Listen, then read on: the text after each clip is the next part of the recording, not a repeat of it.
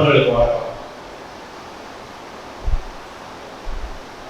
ஸ்ரீராம் சுக்லா எழுதின தர்பாரிகா வந்து ரொம்ப வருஷத்துக்கு முன்னாடி படிச்சிருக்கேன். ஆனா அதை செஞ்சது வந்து சரஸ்வதி ராமநாத் அப்படிங்கிறது வந்து மைண்ட்ல வரவே இல்லை. அப்போ நான் மொழிபெயர்ப்பாளராக ஆகும்போது, நான் மொழிபெயர்ப்பு செய்யும் பொழுதுதான்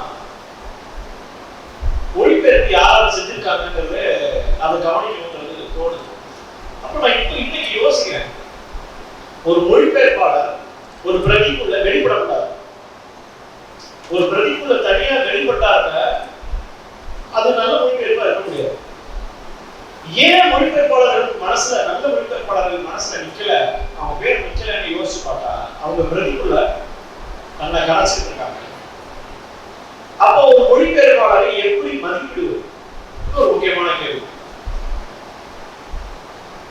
முதல் விஷயம், எதை கதையாக தேர்வு செய்யறாங்க. ஒரு ஒரு தேர்ந்த வாசகராக இருக்கக்கூடியவங்க அல்லது ஒரு தேர்ந்த எழுத்தாளராக இருக்கக்கூடியவங்க அவங்க மொழிபெயர்ப்புல ஈடுபடும் போது அவங்க என்ன இங்கே கொண்டுட்டு வராங்க, இந்த சூழலுக்கு எல்லாம் கொண்டுட்டு வராங்க, எதை தன்னோட ரசனையா இங்கே முன்வைக்கிறாங்க.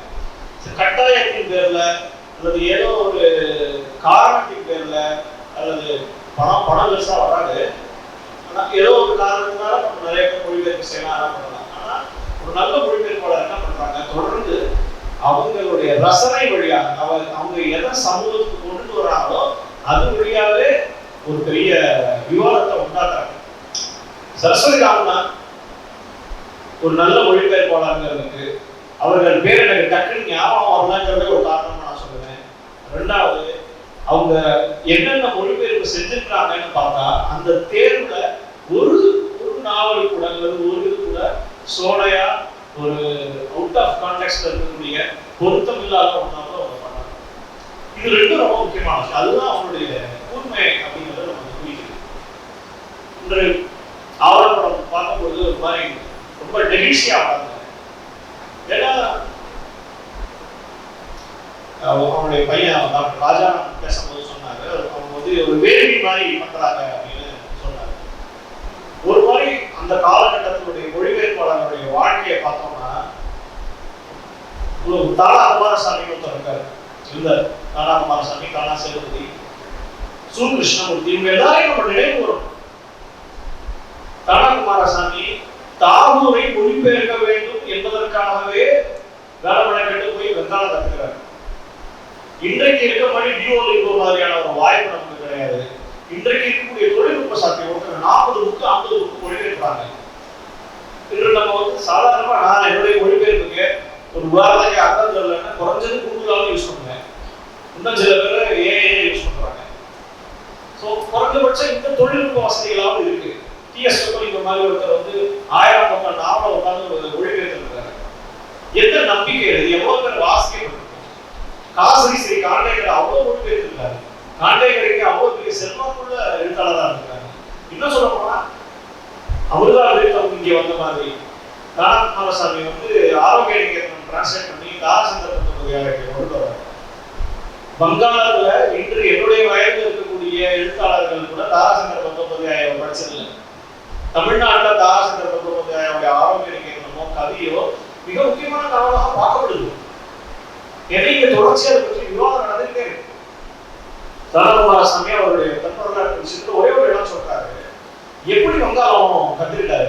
இன்னைக்கு நம்ம மைசூர்ல ஒரு இன்ஸ்டியூட் இருக்காங்க, படிச்சுக்கலாம், அல்லது ஏதோ ஒரு புது மொழியை கத்துக்கலாம். அவர் அன்று இருந்த தலைவலி தைலம் இல்லையா, தலைவலி தைலத்துல வந்து நிறைய மொழி இருக்கும், டைரக்ஷன்ஸ், இண்டிகேஷன்ஸ் எப்படி பயன்படுத்தணும்னு ஒவ்வொரு மொழியில இருக்கும்ல. அதுல வங்காள லிபியை வந்து தனியா பிரிச்சு ஒவ்வொரு அல்பபெட்டா கத்துக்கிட்டு அதுல இருந்து தாவர மொழிபெயர்த்து அவர் பதிவு செஞ்சிருக்காரு. இப்ப இவங்க உண்மையிலே மொழிபெயர்ப்புங்கிறது என்ன ஒரு லட்சியமாகும். அது ஒரு காந்திய அளவுல ஒரு காந்திய செயல்பட நான் பார்க்கிறேன். ஒரு மக்களை ஒருங்கிணைக்கக்கூடிய ஒரு பெரிய லட்சியவாதமா தான் நான் பார்க்கிறேன். மொழிபெயர்ப்பு என்ன செய்யும், ஒரு நல்ல மொழிபெயர்ப்பு படிக்கும் போது நமக்கு என்ன கிடைக்குது. இது ரெண்டாவது கேள்வி. ஒரு புது நிலத்தை நமக்கு அறிமுகப்படுத்துது, ஒரு புது நிலக்காட்சியை நமக்கு காட்டுகிறது, புதிய பண்பாட்டு விஷயங்களை கொண்டு வந்து சேர்க்கிறது. நண்பர்களே, ஒரு விஷயம் நம்ம நல்லா புரிஞ்சுக்கணும். உலகம் முழுக்க கான்ஃபிளிக்ட்ங்கிறது எங்கே வருது, போராட்டம் அல்லது பிரச்சனை அளவு எதிர்ப்புங்கிறது எங்கேருந்து வருதுன்னா, ஒருத்தரை அந்நியராக பார்க்கும் பொழுதுதான், அதர் அப்படிங்கிறத வந்து நம்ம வந்து உருவாக்கி வச்சுட்டு இருக்கும் பொழுதுதான், அஸ்வசஸ்டம் அப்படின்னு சொல்றோம் இல்லையா, நாம் பிறர்ன்ற ஒரு விஷயத்தை உருவாக்கிட்டே வச்சிருக்கோம். ஒவ்வொரு பண்பாட்டிலையும் தம் பண்பாட்டை பற்றிய ஒரு உயர்ந்த மகிழ்ச்சியான விஷயங்களும் பிற பண்பாடுகளை பற்றிய இழிவான விஷயங்களை நம்ம எளிமைப்படுத்தி சுருக்கி வச்சுக்கிட்டே இருக்கோம். இது ஒரு நரேஷன். நம்ம பற்றி நாம் ஒரு நரேஷன் வச்சிருக்கோம், அந்த பண்பாடை பற்றி நாம் ஒரு நரேஷன் வச்சிருக்கோம். இந்த நரேஷன் மோதிக்கிட்டே இருக்கு. இதுதான் பிரச்சனை. இன்னொரு ஜாதியா இருக்கலாம், இன்னொரு மதமா இருக்கலாம், இன்னொரு இனமா இருக்கலாம், இன்னொரு தேசமா இருக்கலாம், எல்லாத்தையும் பற்றி ஒரு முன்முடிவுகள், ஒரு கன்ஸ்ட்ரக்ஷன் நம்ம வச்சுக்கிட்டே இருக்கோம், நரேஷன் வச்சுக்கிட்டே இருக்கோம். இது உடையறதுனா எப்படி உடையும்? மொழிபெயர்ப்பு மொழியாக உடைய முடியும். மொழிபெயர்ப்பு மக்களை, மனிதர்களை மனிதர்களாக நெருக்கி பார்ப்பதற்கான உதவியை வந்து செய்யுது. சரஸ்வதி ராமநாதனுடைய இந்த நாவல் எடுத்துக்கோம்னா, கங்கை தாய் அப்படிங்கிற நாவல் பைரவ் பிரசாத் குப்தா அப்படிங்கிற ஒரு இந்திய எழுத்தாளர் அவர் எழுதின ஒரு ஆக்கம். ஒரு 200 பக்கம் இருக்கக்கூடிய சிறிய நாவல் தான். நேஷனல் புக் ட்ரஸ்ட் பதிவிச்சிருக்காங்க. இந்த நாவலுடைய அமைப்பே ரொம்ப சுவாரஸ்யமா இருக்கும். ஒண்ணு,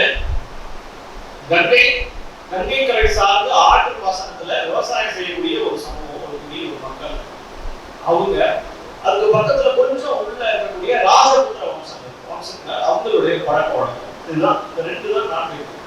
இந்த கங்கை கரை ஒட்டி வாழக்கூடிய இந்த மனிதர்கள் வந்து கங்கையை வந்து தாயாக பார்க்கக்கூடிய தன்மை, அவங்க இயற்கையை வழிபடக்கூடியவங்க. என்ன சொல்ல போனா, இந்த நாவலுடைய மைய கான்ஃபிளிக்ட்ங்கிறது என்ன? இயற்கையை அன்னையாக பார்க்கக்கூடிய, இயற்கை வழிபடக்கூடிய ஒரு சமூகம், அவங்களுடைய அறம் என்னவா இருக்கு, அவங்களுடைய மாரல் வேல்யூஸ் என்னவா இருக்கு.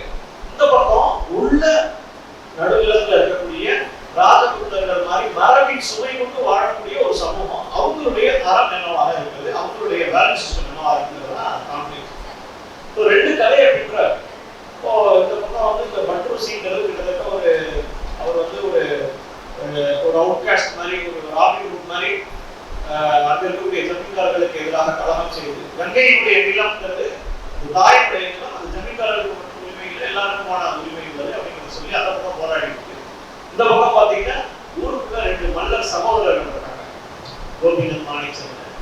அதுல 2 பேரும் வந்து மல்லர்களாக இருக்காங்க. நான் சொன்னேன் இல்லையா, ஒரு பண்பாட்டு விஷயங்களை கொண்டு வருவாங்க மொழிபெயர்ப்பாளர். இதுல ஒரு ரொம்ப சுவாரஸ்யமான விஷயம், மல்யுத்தத்துக்கு அழைப்பு விடுறதுக்கு சுற்று வட்டாரம் இருக்கக்கூடிய எல்லா கிராமங்களுக்கும் ஒரு பிராமணரையும் நாவிதரையும் சேர்த்து அனுப்பாங்க. அவர்கள் வெற்றிலை கொண்டுட்டு இங்க ஊர்ல மல்யுத்த வீரர்கள் வந்து மல்யுத்தத்துக்கு அழைக்கிறாங்க அப்படின்னு ஒரு விஷயம் சொல்றாங்க. இதெல்லாம் ஒரு புதுசா இருக்கு, நம்மளுடைய பண்பாட்டை எங்கேயும் அந்த அளவுக்கு கூட இல்லாத ஒரு விஷயமா. அப்போ அவங்க காட்டக்கூடிய நிலக்காட்சி, அந்த கங்கை கரையை ஒட்டி, அது அவங்க இருக்கக்கூடிய ஆற்று பாசனம், அங்க இருக்கக்கூடிய விதவிதமான செடிகள், அதனுடைய இது, அதாவது கங்கை சீரம், அதாவது கண்டிக்கும் தண்டிக்கும் அன்னை அப்படின்னு நம்ம சொல்றோம். இயற்கையை வந்து நம்ம அப்படிதான் பார்க்கணும்.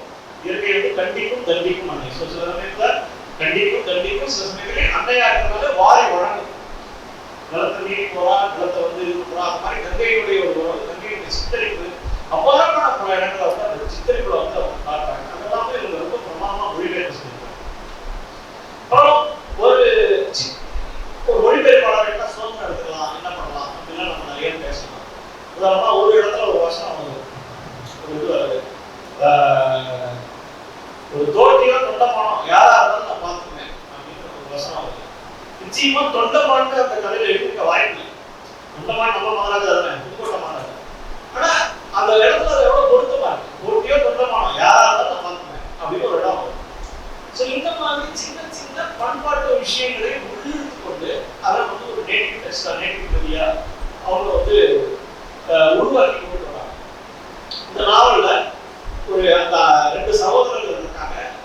2 சகோதரர்கள் ஒரு பெரிய பைல்வானோட சண்டை போட போறாங்க. அந்த சண்டை போட போய் இந்த பைல்வானை கொண்டுறாங்க. பதிலுக்கு பழி வாங்குறாங்க. அப்ப வந்து ஒருத்தர் அண்ணனை வந்து கொண்டுறாங்க. அப்ப அதை பழி வாங்கப்பட தம்பி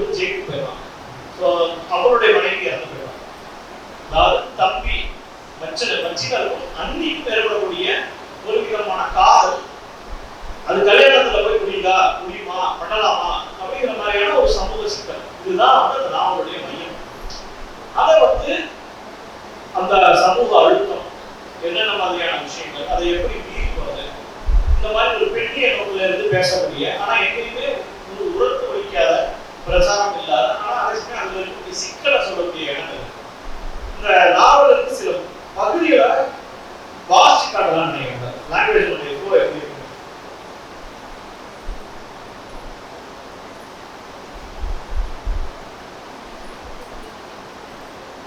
ஒரு விதவையின் நிலை ஒரு கால் விருதுக்கட்டை போன்றதுதானே. வாழ்க்கை முழுவதும் உயிர் உள்ளவரை எரிந்து கொண்டே இருக்க வேண்டும். எரித்துக் கொண்டு வீட்டில் உள்ளவர்களுக்கு பணியிடை குற்றங்கள் புரிய வேண்டும்.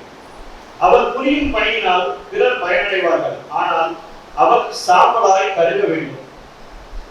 ஒருவரை அது எவ்வளவு சீரியஸா, எவ்வளவு ஒரு ஃப்ளூயண்டா, பிரமாதமா இருக்கு அப்படின்னு சொல்லிட்டு ஒரு பதிவு சொல்லலாம். அப்புறம்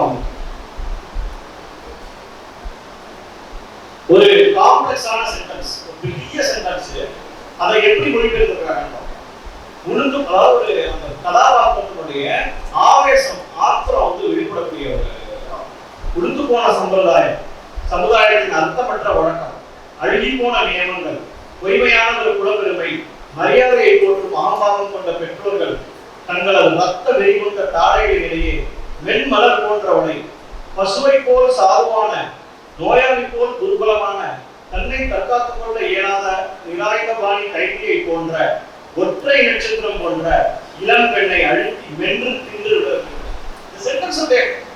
அவ்வளவு பிரமாதமா படிக்கிறேன். அந்த பாஸோட அவ்வளவு விஷயங்கள் இருக்கு. சென்டென்ஸ் இதுதான் நான் சொல்ல முடியும். உங்களுடைய ஆளுமை என்ன, ஒரு மொழிபெயர்ப்பாளராக ஸ்ரீராம்நாத் கொண்டுவரது என்ன, அவருடைய ஆளுமை என்ன, அது வெளிப்படக்கூடிய இடம் என்ன அப்படிங்கிறத பார்க்க ரொம்ப வியப்பாகவும் ஆச்சரியமாகவும் இந்த மாதிரியான நாவல்கள் ஒரு தேர்வு வழியாகவும், அதுல அவங்களுடைய 100% உழைப்பை கொடுப்பது வழியாகவும் அவர்கள் இந்த தமிழுக்கு ஒரு பெரிய வளம் சேர்த்துட்டாங்க. இது ஒரு தொடக்கமாக இருக்கணும் நான் நினைக்கிறேன். சரஸ்வதி ராமநாத் நினைவு கூறப்படுவது, அது அப்புறம் பொதுவா எழுத்தாளர்களுடைய குடும்பத்தினால வந்து நல்ல விதமா நினைவு கூறப்படுறது ரொம்ப குறைவு. ஏதாவது ஒரு புகார் பட்டியல் இருக்கலாம், முறைகள் இருக்கலாம், ஆனா அதை தாண்டி சில பேர் நிகழ்ச்சியாக அவங்க அவருக்கு நினைவு கூறும் பொழுது அவங்களுடைய ஆளுமை பற்றிய பெரிய சிந்தனை நமக்கு கிடைக்குது. இது ஒரு இதை